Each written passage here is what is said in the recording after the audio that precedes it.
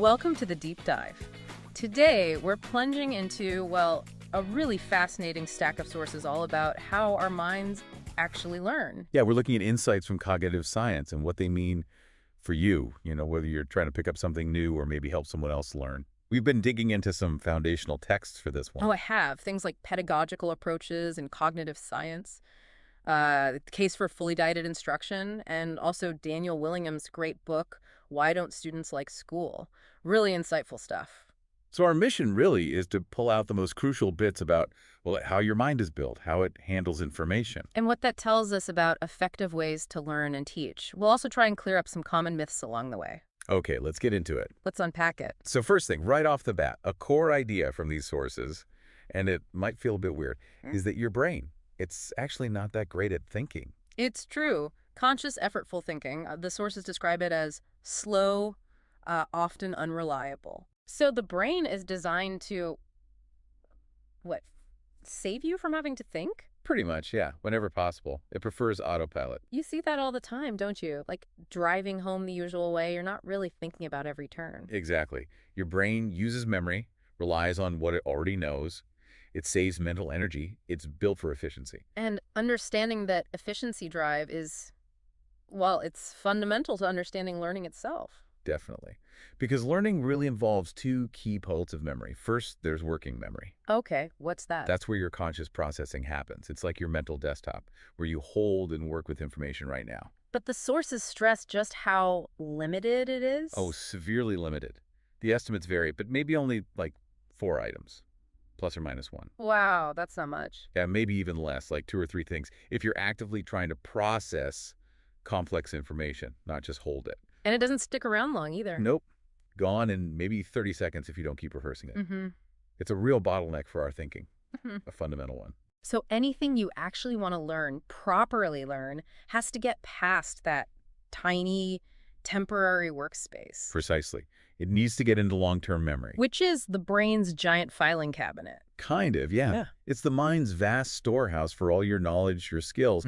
And the whole point of instruction, of learning, is to get information into long-term memory. Because if nothing changes in long-term memory, then nothing has actually been learned. Simple as that. It makes perfect sense. If you can't recall it later or use it, did you really learn it? The sources also had an interesting point about why we even bother with mental work sometimes. Oh, yeah. People actually like thinking. They enjoy mental puzzles if they feel like they're succeeding. But not if it's too hard or too easy. Exactly. If it's too frustratingly difficult or just boringly simple, we tend to avoid thinking. Learning needs that sweet spot, manageable challenge. Okay, so the brain wants to be efficient, thinking is hard work, and working memory is tiny. So does that mean things like critical thinking skills are just generic things you can teach separately? Well, the sources argue pretty strongly against that. No. Effective thinking, critical analysis, problem solving, even creativity. It's not some generic skill you learn in isolation. It's tied to what you know. Deeply. Fundamentally. It's intertwined with domain-specific knowledge. You think with specific content, about specific content. So knowledge isn't just like background decoration. It's the fuel for the thinking engine. Couldn't have said it better. Yeah. Knowledge is the foundation you absolutely need for higher order thinking. And it also helps you get around that working memory bottleneck we talked about. How does it do that? Through something called chunking. Chunking. Yeah. Because you have related information stored away in your long-term memory, you can bundle smaller bits together, like letters into a word you know, or words into a familiar phrase. Ah, so instead of seeing CAT as 3 items, If you know the word cat, your brain treats it as just one item, one chunk in working memory. which frees up space. Exactly. It vastly increases how much information you can handle. But, and this is key, it requires that knowledge to be there in long-term memory first. I liked the examples they used, like that washing clothes passage. Oh yeah, that's a classic. Read it without the title and it's just confusing. A list of steps. Sorting things, piles, machines, makes no sense. But the moment you know the title, washing clothes, boom. Your background knowledge kicks in, provides the context, and suddenly it all makes perfect sense. You can chunk those steps together. And there was that baseball study too, comparing readers. Right.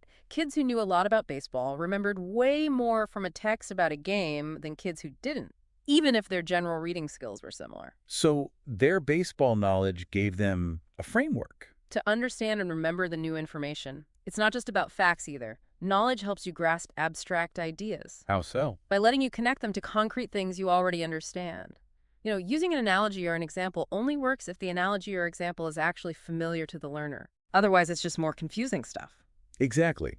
You're building a bridge from the new abstract thing back to something solid in their long-term memory. That's why experts seem to think so differently. They just have tons more knowledge, Tons more, yes. But it's also incredibly well organized in their long-term memory. And they've automated access to so much of it through practice. which frees up their working memory. Right. They can focus on the tricky parts, the novel aspects.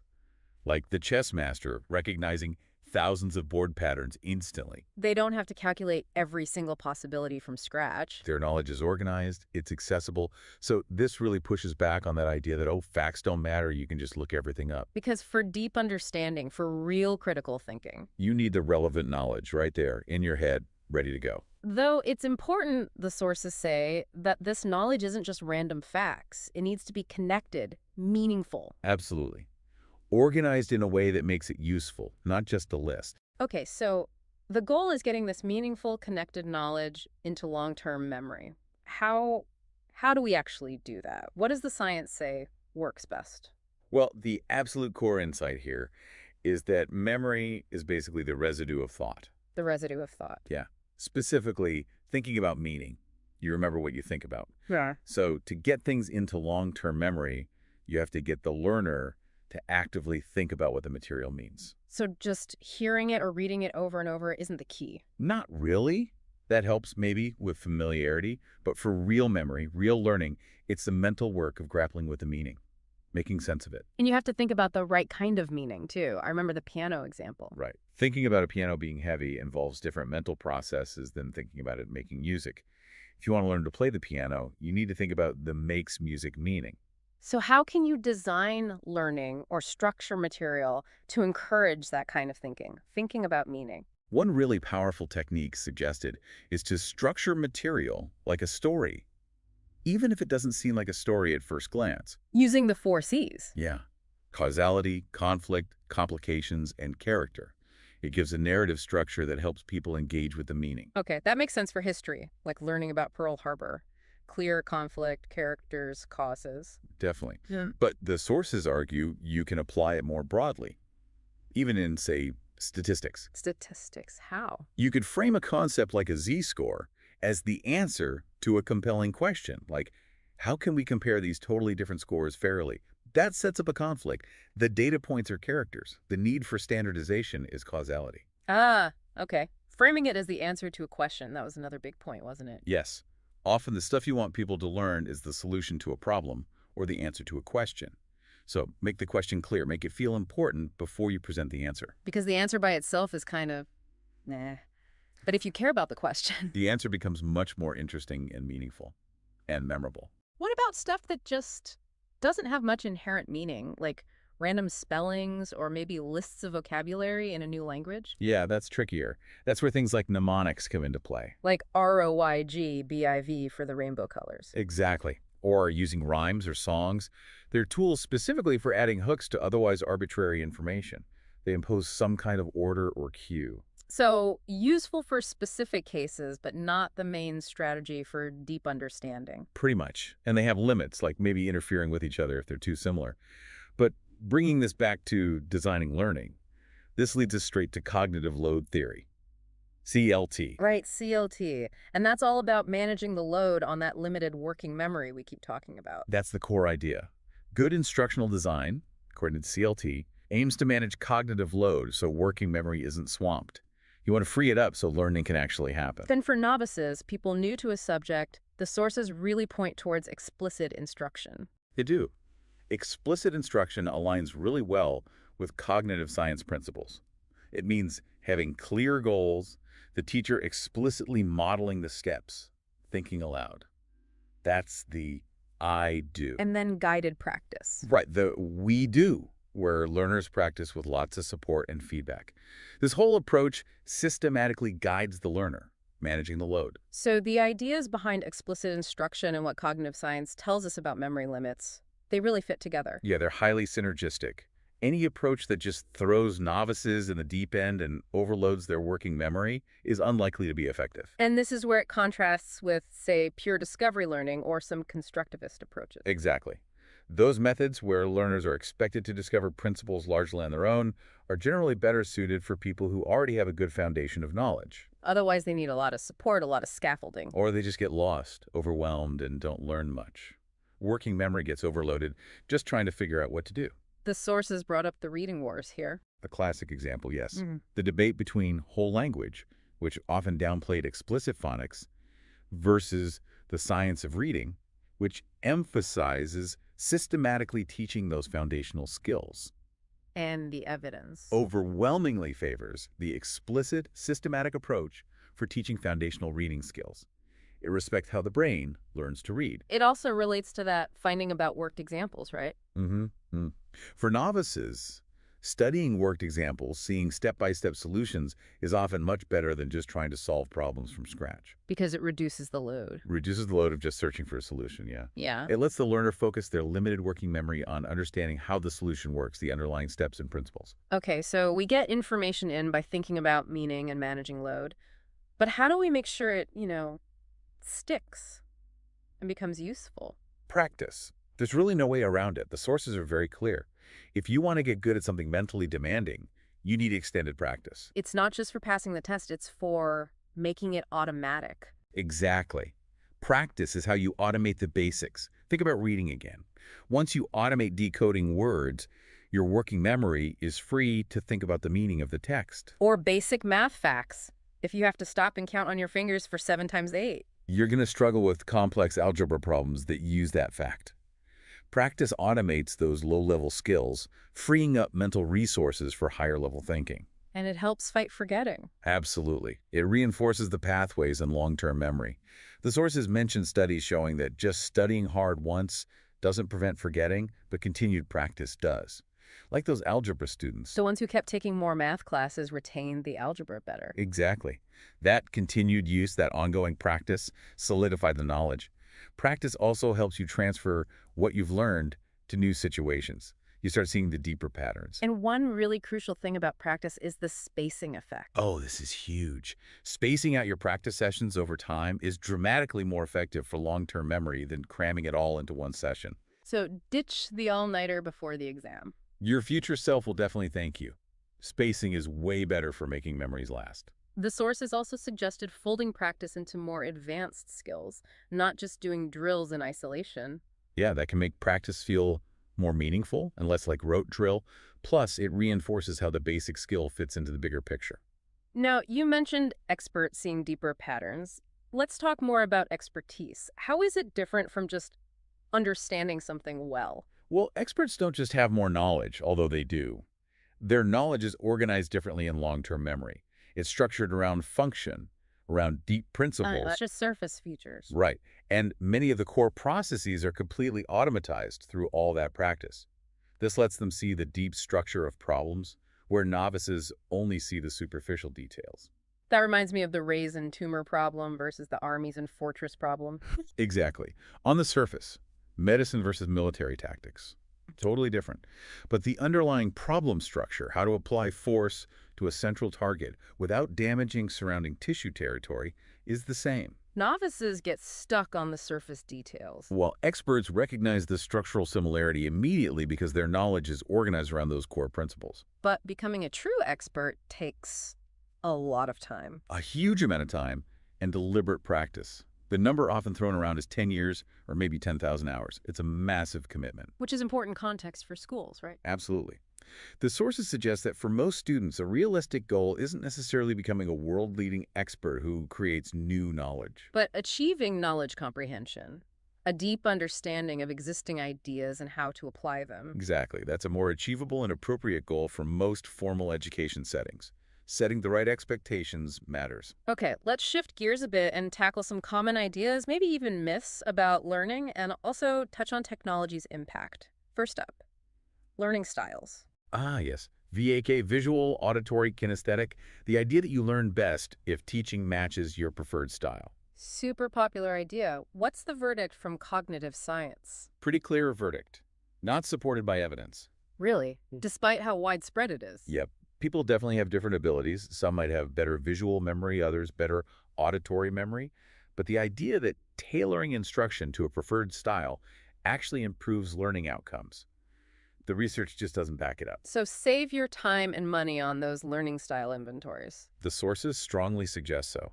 Focus on the content and the best way to convey its meaning, not on tailoring to a supposed style. Okay. What about intelligence? Is it fixed, like set in stone? Has a classic debate. The sources acknowledge genetics play a role, definitely. But the environment, things like quality schooling, home environment, also has a really significant impact, maybe even more than we sometimes think. Like the Flynn effect, where IQ scores went up over generations. Strong evidence for environmental influence, yeah. Which ties into the idea of a growth mindset. Believing your abilities can be developed through effort and good strategies. Exactly. The belief that intelligence isn't fixed, that you get better through hard work, using the right approaches, learning from feedback. And the research supports this. The sources indicate yes. There's evidence from experiments showing positive effects and correlations in big studies, like from the OECD, linking growth mindset beliefs to better outcomes. But with a note of caution. Right. It's important not to overhype it as the single magic bullet. It's one factor among many. And we need to be careful. It doesn't just become a way to blame kids for not trying hard enough, ignoring other potential barriers. It's nuanced. Got it. Now, technology. It feels like it should have totally changed everything about learning, has it? According to these sources, not as much as predicted. Technology hasn't fundamentally rewired kids' brains or led to the massive educational revolution some expected. The core cognitive processes are still the same. Why is predicting the impact so hard? Well, simple tools targeting one specific cognitive process, like maybe a flashcard app for space practice, are more predictable. But complex tools that change the whole learning environment in multiple ways, much harder to foresee the net effect. What about multitasking?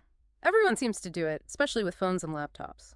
What we call multitasking, especially with media involved, is mostly just rapid attention switching. And that comes at a cost. A cognitive cost. Yeah. Every time you switch, you lose focus. You interrupt the deep processing needed to really learn something, to get it into long-term memory. Performance drops, even if people think they're handling it fine. So those notifications constantly popping up or having a show playing in the background while studying, it genuinely hurts learning. It directly interferes with thinking about meaning, which we know is crucial for memory. The sources also mention the internet hasn't quite become the universal self-education tool people hoped for. Yeah, the pull towards quick, easy, entertaining content is often stronger than the motivation needed for sustained, difficult learning on complex topics. Deep exploration takes effort. What about just general screen time for, say, teenagers? Is it actively damaging their brains? The sources suggest maybe not in a direct brain damage way from typical usage, but the big issue is the opportunity cost. What they're not doing while on screens. Exactly. Time spent on screens is time not spent sleeping enough, or exercising, or engaging in face-to-face interactions, or even reading. Though, to be fair, the sources point out teen leisure reading wasn't super high even before smartphones. And resisting checking the phone? It feels almost impossible sometimes. It's described as being like trying not to eat ice cream that's right in front of you. It triggers reward systems, makes it incredibly hard to ignore, constantly pulling attention away. So making sure kids are tech savvy is important, but we need to balance it against these other costs. Absolutely. And maybe, the sources suggest, a really vital skill for today is developing, what do they call it? Patient alert vigilance. The ability to focus despite all the distractions. Yeah. The capacity to sustain attention. That might be key. Yeah. And educating parents about the realities of screen time and opportunity costs is also important. Okay, this has been a ton of information. Let's try to boil it down.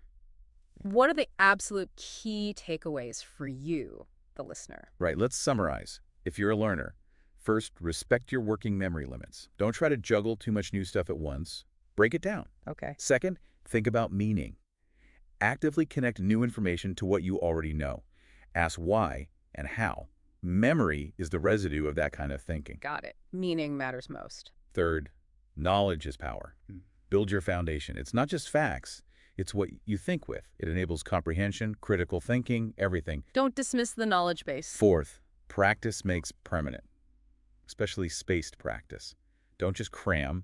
Revisit things over time to fight forgetting and build fluency. Practice, practice, practice. Spaced out. And fifth, effort counts. Learning is work. Your brain tries to avoid it. You need deliberate effort, but also know that your abilities can grow with that effort and smart strategies. Embrace that growth mindset. That's a great summary for learners. What about for people who teach or train others? Similar principles, applied differently. 1. Manage cognitive load, especially for novices. Use explicit instruction, work examples. Guide them, don't overwhelm them. Don't overload working memory. 2. Structure for meaning. Make the why clear. Use stories, questions, connect to prior knowledge. Make it make sense. Help them think about meaning. 3. Ensure practice. Plan for it. Make it spaced. Integrate it into real tasks when possible.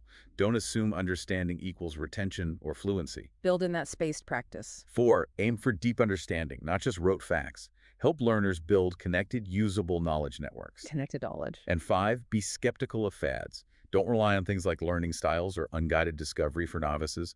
Stick to what cognitive science shows works for building foundational knowledge. Focus on evidence-based approaches. Exactly. The sources also highlighted something interesting about improving your own skills, like teaching. It's not automatic with experience. Right. Deliberate practice is hard for complex skills like teaching. It's difficult to monitor yourself effectively and get good feedback while you're actually doing it. Your working memory is maxed out just managing the task. So you need specific strategies to improve deliberately. Yeah. Like recording yourself teaching.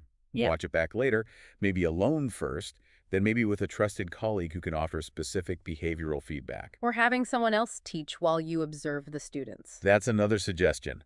It frees up your working memory to actually see what's happening with the learners, what's working and what's not, without the pressure of being in charge at that moment. Concrete behavioral feedback is key. Definitely.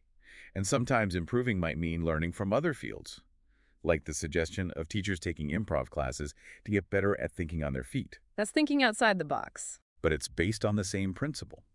Finding structured ways to practice and get feedback on specific aspects of performance. So, wrapping this all up from our deep dive, learning is about getting stuff into long-term memory in an organized, usable way. And the best way to do that, based on the science, involves thinking deeply about meaning, building on what you know, managing working memory load carefully. And practicing consistently, especially spacing it out, it takes effort, deliberate effort, because our brains are naturally efficient, even lazy sometimes. And these core ideas apply everywhere, learning chess, history, math, or even learning how to teach better. Okay, as we finish, here's that provocative question from the sources for you to mull over. What, if any, responsibility does a school have to encourage and enable the passions of students that fall outside of typical school subjects? Ooh, that's a good one. Really makes you think about the bigger picture of education and its purpose. Definitely something to chew on. Thank you for joining us for this deep dive into the science of learning. We really hope these insights help you understand your own amazing brain a bit better and maybe make learning or teaching more effective for you.